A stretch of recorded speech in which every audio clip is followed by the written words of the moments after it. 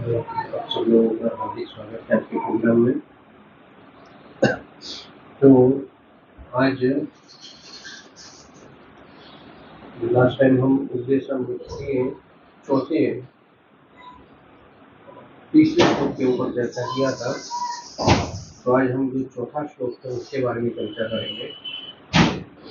तो यहाँ पे जो रूप गोस्वामी के द्वारा जो बताया हुआ है, जो 11 श्लोक है, उसमें से चौथा श्लोक है ये, जिसमें प्रीति लक्षणम के बारे में चर्चा किया हुआ है। तो इस श्लोक में बताते हैं कि हमारा भक्तों के साथ जो व्यवहार है वो किस प्रकार का होना चाहिए, या फिर हर एक अगर किसी भी भक्त को दूसरे भक्त के साथ उनका जो प्रेम का आदान प्रदान है वो अगर बढ़ाना है तो उसको क्या करना चाहिए। तो ये जो श्लोक है, ददाति प्रतिगृह्णाति गुह्यम् आख्यान्ति उच्यते भुञ्जन्ते भुञ्जयन्ते चैव षड्भिर्प्रीति लक्षणम्। तो ये जो श्लोक है इसमें भी 6 चीजें बताई हुई है। जो आगे हमने 2 श्लोक देखे उसमें क्या बताया था, कौन कौन सी चीजें सीखी हमने, इसके आगे जो पहले 2 श्लोक देखे हमने। हाँ, भक्ति में ऐसी 6 चीज बताई जो भक्ति में बाधा होती है, वो चीज देखी 6 चीज। और उसके बाद बताया कि अब कौन सी 6 चीज करनी चाहिए जो भक्ति में आगे बढ़ने के लिए बहुत ही लाभदायक है। और यहाँ पे बताया हुआ है कि भक्तों के साथ व्यवहार आदान प्रदान आपका किस प्रकार से होना चाहिए।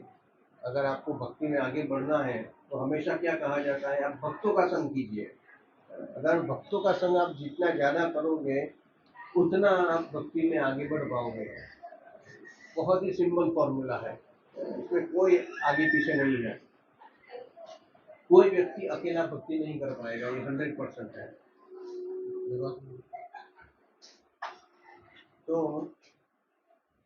भक्ति में आगे बढ़ने के लिए सबसे महत्वपूर्ण अंग माना जाता है कि आपका संग। भक्ति में आगे बढ़ने के लिए भक्तों का संग बहुत ही आवश्यक है। तो इसीलिए यहाँ पे ये 6 चीजें बताई हुई है। क्या बताई है, सबसे पहले बताया है ददाति प्रीति गृह्णाति। इसका मतलब क्या है कि आपको दान देना चाहिए और दान लेना चाहिए। अगर कोई भक्त आपको कुछ देता है तो आपको उसको स्वीकार करना चाहिए, और साथ साथ में आपको भी इसी प्रकार से लोगों को, भक्तों को देना चाहिए। फिर बताया है गुह्यम आख्यांति उच्छन्ति। इसका मतलब क्या है कि अपने हृदय की जो बात है वो भक्तों के साथ शेयर करना चाहिए। भक्तों को प्रश्न पूछना चाहिए। आपको जो कुछ भी पूछना है, या फिर आपके हृदय में कोई भी ऐसी चीज हो, या फिर ऐसी कई बातें होती है कॉन्फिडेंशियल है ना, बहुत ही गुह्य बात होती है कि हम किसी को ज्यादा बताना नहीं चाहते, अपने मन की बात होती है। तो यहाँ पे बताया कि आप भक्तों को ऐसे आपके आपके को है रिलेशन में, भक्तों के समाज में ऐसे कोई ना कोई भक्तों के साथ आपका ऐसा रिलेशन होना चाहिए कि जहाँ आप अपने मन की बात खुल के कर सको। तो इसीलिए मन की बात बतानी चाहिए और मन की बात सुननी चाहिए भक्तों के द्वारा। हमें भी बताना चाहिए और सुनना चाहिए। और फिर क्या कहा है, भुंजन्ते भोजयन्ते, मतलब भक्तों को प्रसाद खिलाना चाहिए, और कोई भक्त आपको प्रसाद के लिए इनवाइट करे तो आपको जाना भी चाहिए। तो ये 6 चीज करनी चाहिए। ये 6 चीज आप करोगे तो स्वाभाविक रूप से आपका जो भक्तों के साथ में जो व्यवहार है, जो रिलेशनशिप है, वो बहुत ही गाढ़ हो जाएगा, प्रेम बढ़ेगा एक दूसरे भक्तों के बीच में। प्रभुपाद यहाँ पे बताते हैं, प्रभुपाद में एग्जाम्पल देते हैं बिजनेसमैन का। आप भक्ति की कंसेप्ट को अगर छोड़ दो और सिर्फ भौतिक संसार के लिए अगर विचार करो तो भौतिक संसार में भी आपको ये 6 चीज ही लोग करते हैं। तो यहाँ पे प्रभुपाद एक बिजनेसमैन का एग्जाम देते थे। अगर किसी व्यक्ति है, बिजनेसमैन है, अगर उसको अपना बिजनेस बढ़ाना है तो वो क्या करेगा?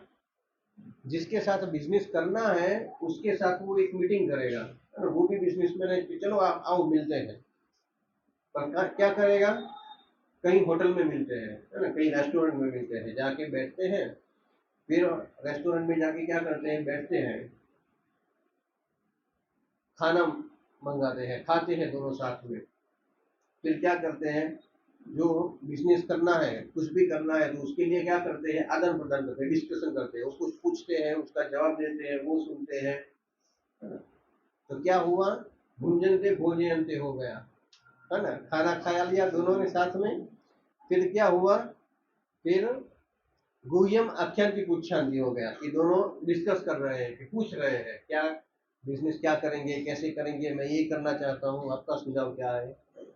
और फिर अंत में क्या करेंगे? कुछ ना कुछ एक दूसरे के लिए कुछ ना कुछ लेके आए हैं, कुछ गिफ्ट लाए हैं, तो कुछ ना कुछ गिफ्ट लेंगे और गिफ्ट देंगे, है ना? तो क्या हो गया?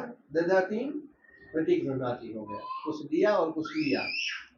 तो आपको अगर कोई भौतिक जीवन में भी अगर आपको कुछ कार्य अच्छी तरह से करना है तो आप यही करते हो, ये 6 चीज ही आप करते हो। तो इसके लिए क्या होगा? अगर डिस्कस करना है बिजनेस का तो कोई ऑफिस में भी बैठ के कर सकते हैं, पर रिलेशनशिप अच्छा डेवलप हो, या दोनों एक दूसरे को अच्छी तरह से समझे, इसीलिए इस प्रकार का कार्य किया जाता है। तो इसी प्रकार से भक्ति में भी आगे बढ़ने के लिए सबसे महत्वपूर्ण अंग है कि आपका भक्तों के साथ जो रिलेशन है वो बहुत ही अच्छा होना चाहिए।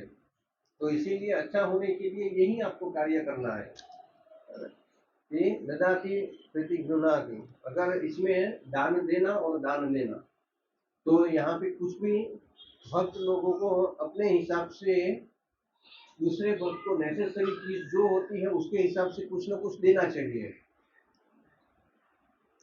तो जैसे बताते हैं कि सबसे उत्तम दान कौन सा है, क्या देना चाहिए। तो सबसे उत्तम दान बताया गया है कि कृष्ण भक्ति से संबंधित जो ज्ञान है वो दूसरों को देना, ये सबसे महत्वपूर्ण है। तो इसीलिए ये सारी चीजें और का आदान प्रदान होना बहुत ही आवश्यक है। जैसे अगर आप किसी सीनियर भक्त को मिलते हो तो आप क्या करेंगे कि वो भक्ति के रिलेटेड जो कुछ भी, क्या भक्ति कैसे करनी चाहिए, क्यों करनी चाहिए, इसमें कौन कौन सी बाधा रूप हो सकता है, वो सब कुछ वो बताते हैं। फॉर एग्जाम्पल गजेंद्र मोक्ष की कथा है, तो अगर आप सोचेंगे तो गजेंद्र मोक्ष की कथा तो हमने कई बार सुनी हुई है। क्या होता है उसमें?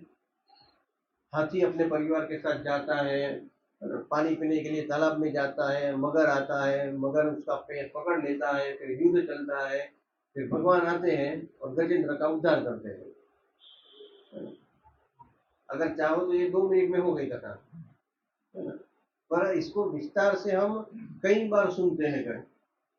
तो क्या इसका रीजन है कि जो ये कथा बताने वाले जो लोग होते हैं, जो भक्त होते हैं, वो भक्त ने का कुछ अपना अनुभव है, अपनी कुछ रियलाइजेशन है, उनके खुद के कुछ एग्जाम्पल है, तो वो सारी चीज वो कथा के माध्यम से लोगों को बताते हैं। तो इसीलिए अगर भक्ति में कोई भी चीज ऐसी बाधा रूप होती है जो खुद ने अनुभव किया हुआ है, तो वो क्या करते हैं, जो दूसरे भक्त होते हैं उनको वो तुरंत बता देते हैं। तो वो तुरंत बता देते हैं। तो इसकी वजह से क्या हुआ कि कोई भी दूसरा जो भक्त होता है वो इजीली समझ जाता है कि अगर ये कार्य मैं करूंगा तो कुछ ना कुछ प्रॉब्लम होगा, है ना?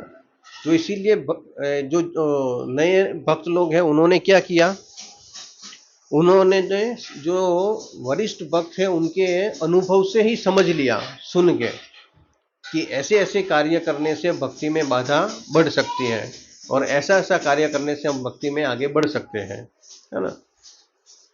तो है ना, कई बार हम वो एग्जाम्पल सुनते हैं ना कि अगर कोई व्यक्ति होता है वो क्या करता है, सुन के समझ जाता है, दूसरा व्यक्ति सुन के भी नहीं समझता, वो क्या करता है, अपने ऊपर जब बीतता है, अनुभव होता है, तब जाके वो समझता है। तीसरा पहला सुन के, दूसरा देख के, फिर तीसरा अपने से अनुभव करके सीखता है, और चौथा अपने ऊपर बीतने के बाद भी नहीं समझता, है ना। तो जो सीनियर भक्तों के द्वारा क्या, अगर हम कथा सुनते हैं सीनियर भक्तों के द्वारा, तो क्या पता चलता है, सुन के ही समझ जाते हैं, है ना, कि क्या करना चाहिए और क्या नहीं करना चाहिए, है ना। इसीलिए हमें हमेशा इस प्रकार से भक्तों के बारे में सुनना चाहिए भक्तों के पास। और जब कोई नए भक्त मिलते हैं तो उनको सिखाना भी चाहिए, ये दोनों कार्य करने चाहिए। कई बार लोग क्या कहते हैं, है ना, कि वो खुद तो सुन लेते हैं, पर अगर कोई आ गया भक्त दूसरा और उनको बताते हैं कि प्रभु जी अगर भक्ति ये भगवत गीता में ये जो श्लोक है इसमें क्या बताया हुआ है, आपके विचार बताइए, तो क्या कहेगा, नहीं नहीं मुझे मत पूछो, है ना, मैं तो बहुत तुच्छ हूं, मुझे तो कुछ पता नहीं है, जाओ सीनियर को जाके पूछो। ऐसा व्यवहार नहीं होना चाहिए। या फिर कोई किसी को ऐसा भी नहीं समझना चाहिए कि मैंने तो बहुत साल निकल दिए हैं तो मैं तो अब सीनियर हो गया हूं, मैंने तो सब सीख लिया, ऐसा भी नहीं समझना चाहिए। व्यक्ति जब तक जीता है तब तक वो भक्ति के मार्ग में सीखता ही रहता है, इसीलिए भक्ति ऐसा सब्जेक्ट है कि जहां पे कोई टीचर नहीं है, सब स्टूडेंट है ना। कोई फर्स्ट स्टैंडर्ड में है तो कोई फिफ्थ स्टैंडर्ड में है, या कोई 10th स्टैंडर्ड में है, बस इतना फर्क है, पर है सब स्टूडेंट। इसीलिए सब लोग सीखने का प्रयास करना चाहिए। अगर कोई कहता है कि मैंने सब कुछ सीख लिया, अगर मुझे सीखने की आवश्यकता नहीं है, तो सबसे बड़ा मूर्ख माना जाता है। क्योंकि भक्ति का कार्य ही ऐसा है कि जिसमें आप सीखते रहते हैं, तभी आप भक्ति में आगे बढ़ पाते हैं। या फिर कोई ऐसा भी सोचता है कि मैंने अब तक सब कुछ जान लिया है, अब मुझे किसी की संग करने की आवश्यकता नहीं है, मैं इतना कैपेबल हूं कि मैं एक ही जगह पे बैठ के एक साथ 32 माला कर सकता हूं, है ना, इसीलिए मैं सक्सेस हूं, है ना, और वो भी मैं ब्रह्म मुहूर्त में कर देता हूं, इसीलिए मुझे अब किसी की आवश्यकता नहीं है ना। तो बहुत ही जल्द उसका भक्ति में से पतन होना निश्चित है, हो ही सकता है, इसमें कोई डाउट नहीं है। तो इसीलिए भक्तों के संग के द्वारा ही हम भक्ति में टिक पाते हैं, हर एक जीव। क्योंकि ऐसे शास्त्रों में हम बहुत सारे उदाहरण देखते हैं कि जो जहां पे भगवान मिलने के बाद भी भक्तों की आवश्यकता पड़ी है। आपको याद है कोई उदाहरण बता सकता है? हाँ, ध्रुव महाराज, क्या हुआ था?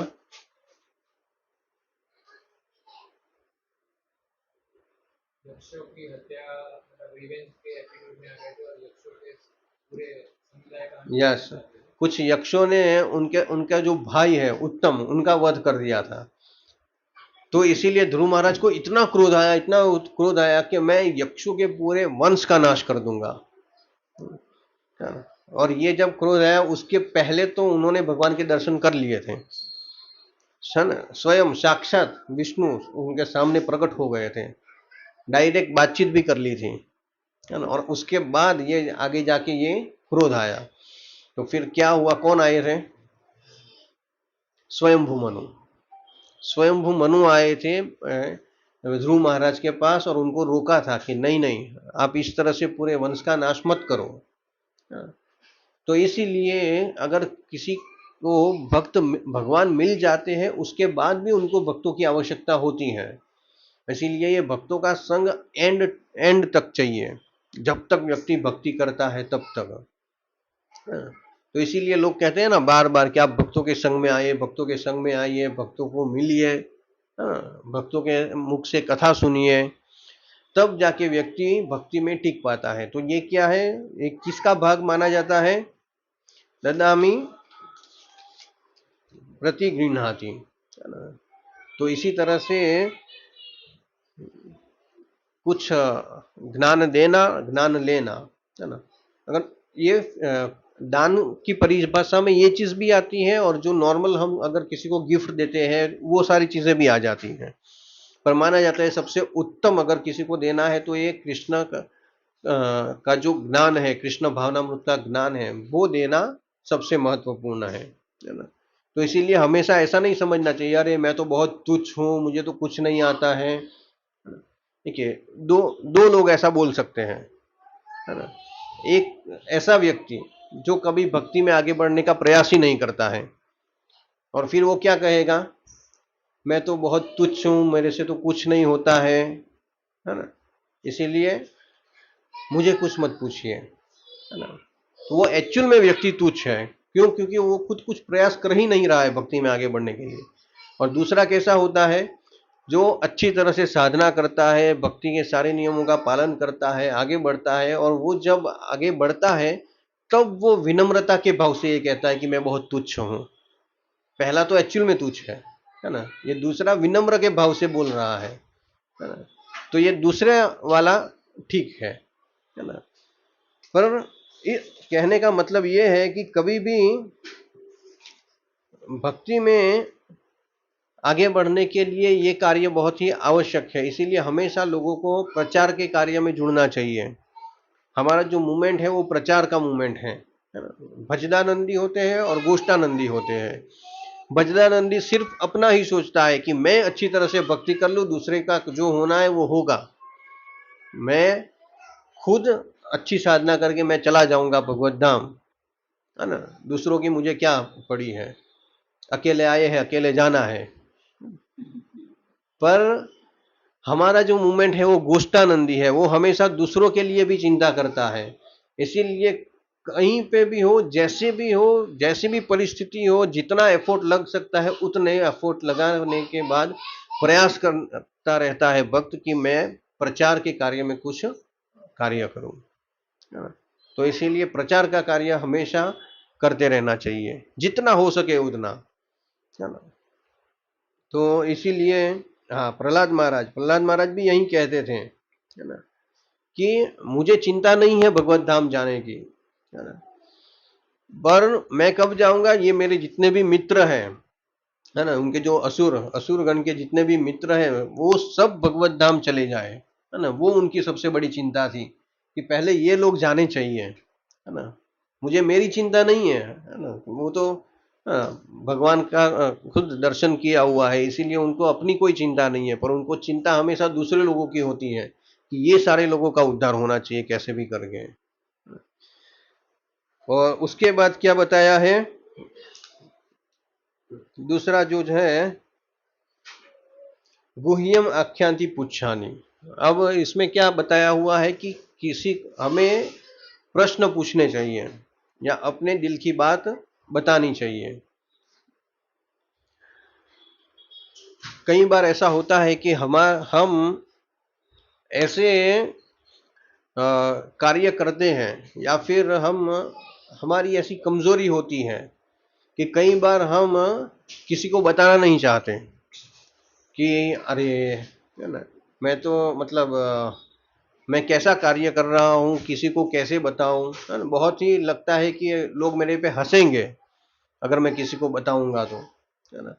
तो इस तरह से कई सारी भक्ति में ऐसी रुकावट होती है, जो हमारे जो मन में ऐसे बहुत सारे प्रश्न होते हैं, है ना, जिनका जो सॉल्यूशन है वो सिर्फ बातचीत के द्वारा ही निकल सकता है। तो कब होगा, जब आपके जीवन में ऐसे कोई भक्त होंगे जिसके साथ आप दिल खोल के बात कर सको। तो ऐसे कोई ना कोई भक्त होने ही चाहिए हमारे जीवन में। तो क्या होता है कि हमारे जो प्रॉब्लम है उसको हम दिल खोल के बता सकते हैं, है ना। अगर भक्त सिंसियर, अब जो वरिष्ठ भक्त है ना, जो मैच्योर है, तो वो क्या करेंगे, आप जो कुछ भी प्रश्न पूछेंगे वो किसी को नहीं बताएंगे और उसका वो सॉल्यूशन देंगे, है ना। या कई बार लोग ऐसे भी होते हैं ना कि आपने किसी को बताया, है ना, फिर वो क्या करेगा, अरे जाएगा दूसरे भक्तों के पास और क्या कहेगा, अरे आपको पता है उस भक्त का कैसा नेचर है, उनको क्या क्या समस्या है, मैं आपको बताता हूँ, आप किसी को मत बताना। और फिर उसको बताता है, फिर वो भी क्या करेगा, सेम एज आप किसी को मत बताना, उसने वैसा बताया था, वो भक्त ऐसा है।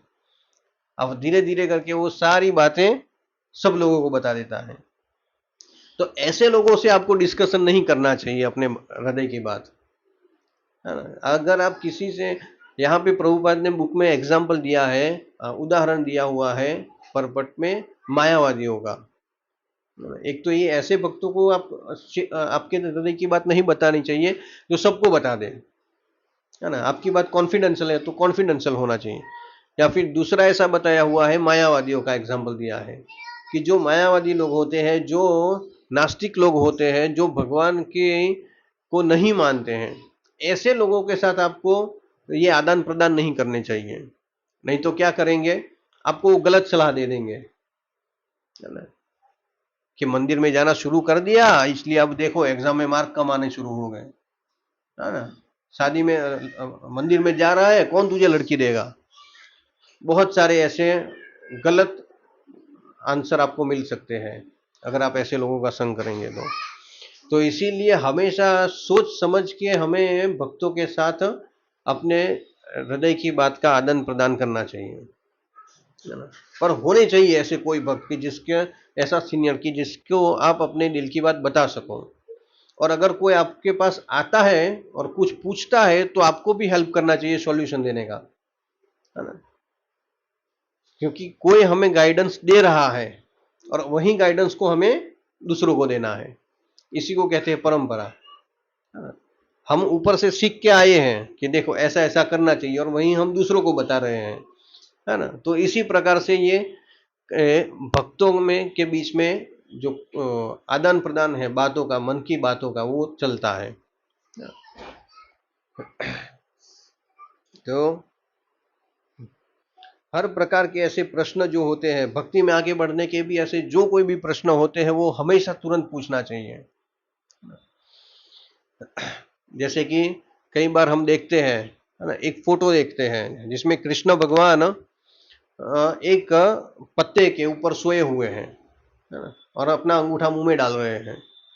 तो पहले तो हमको पता ही नहीं था कि ये क्या फोटो है, फोटो क्या है हमको पता ही नहीं था, है ना। हमको लगता है कि हाँ, जैसे अलग अलग प्रकार के आर्ट एंड क्राफ्ट डिजाइन होते हैं उसी प्रकार से ये भगवान का भी एक फोटो बना दिया है ना, कि जिसमें भगवान एक पत्ते के ऊपर सोए हुए हैं और अपना पैर का जो अंगूठा है उसको अपने मुंह में डालते हैं, है ना। तो क्या है वो, पता है आपको किसी को ये फोटो क्या है? जल प्रलय हो जाता है तब वो रोमस ऋषि हाँ, और मार्केंड ऋषि जो थे उनको उनको वरदान मिला था ना 7 कल्प तक जीवित रहने का। तो उस समय पे उन्होंने जब प्रलय आया था तब उन्होंने भगवान के का एक स्वरूप है उसका दर्शन किया था, है ना। तो उसको बिल्वा मंगल ठाकुर अपने सॉन्ग में बताते हैं, क्या कहते हैं, करारविंदेर पदारविंदम मुखारविंदे विनये शयनम वट वटस्थपत्रस्य पुटे शयानम बालम मुकुंदम मनसा स्मरामि। तो वो बताते हैं, क्या कहते हैं, कैसे भगवान को देखा था उन्होंने उन्होंने क्या देखा था, करारविंदे न पदारविंदम, करारविंद अपने हाथों से, पदारविंद अपने पग को पकड़ा था, और फिर क्या किया था उन्होंने, मुखारविंदे अपने मुख में डाला था, पग का जो अंगूठा है अपने मुख में डाला था, और क्या कर रहे थे, विनय शयंतम, और वो सो रहे थे। कहाँ पे सो रहे थे, तो बताया है वटस्य पत्रस्य पुटे शयानम, जो वट वृक्ष होता है बड़ा, उसका जो पत्ता होता है वो पत्ते के ऊपर वो सो रहे थे इस स्वरूप में। और फिर ऐसे जो भगवान है उनका मैं स्मरण करता हूँ, ऐसे मुकुंद का मैं स्मरण करता हूँ। तो इस प्रकार से ऐसे कई प्रश्न होते हैं कि जो हमें भक्तों के साथ आदान प्रदान करने चाहिए, है ना। कौन सा श्लोक है वो भगवत गीता में भगवान बताते हैं? हाँ, बोधयंत परस्परम। कौन सा श्लोक है वो भगवत गीता में? जो चतुर्श्लोकी भगवत गीता है ना, उसमें दूसरे नंबर का जो श्लोक है, जिसमें भगवान बताते हैं कि मेरे भक्त जो होते हैं वो जब भी मिलते हैं तो वो क्या करते हैं, अपने दोनों मेरी कथा का आदान प्रदान करते हैं, अपने भक्तों के साथ मिलके मेरी कथा के बारे में वो चर्चा करते हैं और फिर क्या होते हैं, उससे वो आनंद प्राप्त करते हैं। तो इस प्रकार का व्यवहार हमारा होना चाहिए। और उसके बाद क्या कहा है? भुंजन्ते भोजयन्ते। इसीलिए इसमें भोजन, अगर कोई भी हमें कहता है कि आप हमारे यहाँ पे भोजन करने के लिए आइए, तो फिर हमें स्वीकार करना चाहिए, क्योंकि वो जो भोजन है, सबसे पहले समझना चाहिए कि अगर हम भक्तों के घर पे जाएंगे और हमें भोजन के लिए बुला रहे हैं, तो वो भोजन सिर्फ भोजन नहीं है, वो क्या है? कृष्ण प्रसाद है। तो अगर हम उसको मना करते हैं तो इसका मतलब क्या होता है कि हम कृष्ण प्रसाद को मना कर रहे हैं, क्योंकि वो जो कृष्ण और कृष्ण के प्रसाद में कोई अंतर नहीं है। इसीलिए हमेशा कोई भक्त हमें कृष्ण प्रसाद ऑफर करता है तो उसको मना नहीं करना चाहिए। और जब हम प्रसाद ग्रहण करते हैं तो वो कृष्ण की कृपा समझना चाहिए, और उसी प्रकार से हमें भक्तों को भी बुलाना चाहिए कि जिसकी वजह से हम किसी भक्त की सेवा कर पाए। भक्त चैतन्य महाप्रभु बताते हैं कि भक्त सेवा यही सबसे बड़ा धन है ना, ऐसा बताया हुआ है चैतन्य चरितामृत में कि अगर हम भक्तों की सेवा करें तो उससे अधिक बड़ा कुछ नहीं है। ये सबसे बड़ी चीज है कि हमें भक्तों की सेवा करने का अवसर मिल रहा है। तो इसलिए इस प्रकार से भगवान की और भगवान के भक्तों की सेवा करनी चाहिए। अगर हम देखें तो अगर कोई छोटा बच्चा है, उनका अपने माता पिता के साथ का आदान प्रदान हम देखें तो भी उसमें हमें ये 6 चीज देखने को मिलेगी, है ना, कि माता पिता क्या करते हैं, अपने पुत्र को कुछ ना कुछ लेके देते हैं। कई बार बच्चा भी क्या करता है, अपने माता पिता के लिए कुछ ना कुछ लेके आता है बाहर से, है ना। वो कुछ ना कुछ प्रश्न पूछता है, माता पिता उनके प्रश्नों के उत्तर देते हैं। या फिर अगर बच्चा स्कूल में जाके आया तो पूछते हैं माता पिता ना, स्कूल में क्या करके आए, क्या हुआ बताओ, है ना। हमारा ये इतना छोटा सा है पर उसको पूछते हैं कि एक बार कि स्कूल में जाके क्या किया। स्टेप बाय स्टेप वो हर एक छोटी छोटी चीज बता देगा, हर एक चीज क्या उसने क्या किया है ना। और प्रसाद प्रसाद खिलाते हैं। तो इसी प्रकार से हर एक व्यक्ति के साथ ऐसा व्यवहार होना जरूरी है। कहीं पे भी किसी भी व्यक्ति के साथ ये 6 चीजों में से कोई भी एक चीज नहीं हो रही है तो समझो कि वहां पे प्रेम का आदान प्रदान नहीं है। तो ये 6 चीज होगी तभी आपका प्रेम का आदान प्रदान होगा, है ना। और सेम चीज कृष्ण के साथ भी होता है, भक्त और भगवान के साथ कैसे होता है। भगवान को, है ना, जो भक्त होते हैं वो क्या करते हैं, भोग लगा बना के अच्छा भोग बना के भगवान को देते हैं, और भगवान रिटर्न में क्या देते हैं, प्रसाद देते हैं, है ना। गया था भोग और भगवान ने क्या दिया, प्रसाद दिया, है ना। फिर कृष्ण कृष्ण को ये सामने आप बैठ के कृष्ण कथा कर सकते हो, है ना। कृष्ण को ये बहुत पसंद है ना। जगन्नाथपुरी में आज भी रोज, है ना, कौन सा गीत है, गोविंद गीत आज भी भगवान के सामने बैठ के गाते हैं, है ना। एक लीला हुआ था इसके ऊपर से वो परंपरा चल रही है, आज भी वहां पे भगवान को गोविंद गीत सुनाया जाता है, तब जाके भगवान रात को शयन करते हैं, है ना। तो इस प्रकार से भगवान को अपनी कथा अगर कोई भक्त सुनाता है तो उनको बहुत आनंद आता है। एक साउथ इंडिया में एक भक्त था, पुंथानम करके एक डिवोटी था। तो वो भगवान का बहुत ही शुद्ध भक्त था। तो वहाँ पे साउथ इंडिया में एक शिव जी का टेम्पल था। तो वो टेम्पल में ऐसा था कि वो पूरा साल में टेम्पल 7 दिन ही खुलता था और 7 दिन वहाँ पे श्रीमद् भागवतम का कथा होता था। तो एक बार ये जो पुत्थानम भक्त थे उनको बुलाया गया वहाँ पे कि आप आइए और आप इस बार भागवत कथा आप कीजिए। तो वो आते थे रोज और वहाँ पे 7 दिन के लिए मंदिर खुलता था और 7 दिन के लिए भागवत कथा होती थी। तो वो रोज भागवत कथा करते थे। तो उसमें जो टॉपिक चल रहा था वो कृष्ण रुक्मिणी विवाह का जो टॉपिक है उसके ऊपर कथा चल रही थी। तो होता क्या था कि रोज ये कथा खत्म हो जाती थी, फिर ये जो पुथानम होता था वो भागवतम में ऐसे जो बुकमार्क होता था वो बुकमार्क ऐसे लगा के बंद करके चला जाता था ऐसे। दूसरे दिन वो जब आता था तो देखता था कि वो जो टिक मार्क है वो पूरा एक चैप्टर पहले हो गया। इसीलिए फिर से शुरुआत होती थी कृष्ण रुक्मिणी विवाह से। चैप्टर खत्म हो गया, दूसरे दिन सेम वैसा हुआ, जो बुक मार्क है वो टिक आगे चला जाता है ना। ऐसे कहते हैं ना कि जो भागवतम है वो पूरा सीक्वेंस में ही पढ़ना चाहिए, बीच बीच में से नहीं पढ़ना चाहिए। तो इसीलिए ये आचार्यों के द्वारा बताया हुआ है। इसीलिए वो क्या करते थे, जहां पे बुक मार्क हुआ वहीं से वो शुरू करते थे और सातों के सातों दिन वहीं एक न एक चर्चा उन्होंने की। फिर 7 दिन हो गए, अब कथा का विराम हो गया। अब मंदिर भी बंद होने वाला था, 7 दिन के बाद टेम्पल बंद हो गया। तो फिर भागवतम कथा भी बंद हो गई। सब लोगों ने उनको दक्षिणा दिया, सब कुछ दिया और मंदिर को बंद करके फिर वो चले गए। अब वो जब चले गए तब उन्होंने देखा कि अरे मेरा भागवतम तो मंदिर के अंदर रह गया। तो वो गए अपना भागवतम लेने के लिए। तो मंदिर बंद हो गया था पर अंदर से आवाज आ रही थी कुछ।